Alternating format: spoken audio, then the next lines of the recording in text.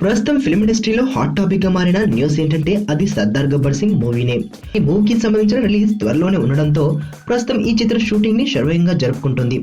ఇదిలా ఉంటే ఈ మూవీకి సంబంధించిన బిజినెస్ సైతం ఇండస్ట్రీలో సంచలనాన్ని క్రియేట్ చేస్తుంది.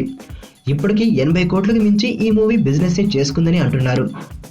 నైజాం సిడెడ్ ఓవర్సీస్ లో సర్దార్ గబ్బర్ సింగ్ మూవీకి భారీ బిజినెస్ జరుగుతుంది.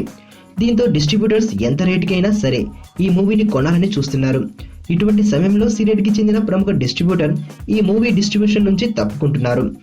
మొదట భారీ రేటుకు ఈ మూవీని కొంటానని వచ్చిన తను తరువాత ఆ రేట్ సిడెడ్ ఏరియాకి వర్కౌట్ అవ్వదని వెనుదిరిగారట. అంతేకాకుండా ఏరియా వైజ్ రైట్స్ లోనూ సర్దార్ మూవీకి భారీ రేట్ చెప్పడంతో తనకు సర్దార్ మూవీ ఏ రేట్స్ వద్దు అని చెప్పేశాడట. ఇండస్ట్రీలో ఇప్పటికే పలు సక్సెస్ ఫిల్మ్స్ కి భారీ రేట్ తో కొని లాభాలను చూసిన ఆ డిస్ట్రిబ్యూటర్ సీడెడ్ లో డ్రాప్ అవడంతో ఇతర డిస్ట్రిబ్యూటర్స్ ఇప్పుడు డైలమాలో పడ్డారు. సర్దార్ అవుట్పుట్ రెడీ కాకుండా గుడ్డిగా బిజినెస్ చేసే కంటే కాస్త సమయం తీసుకుందామని కొంతమంది ఆలోచిస్తున్నారట.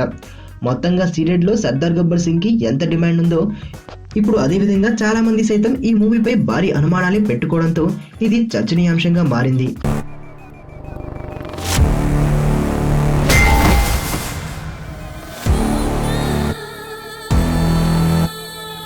ఎర్రతోలు కదా స్టైల్గా ఉంటాడనుకుంటున్నావేమో.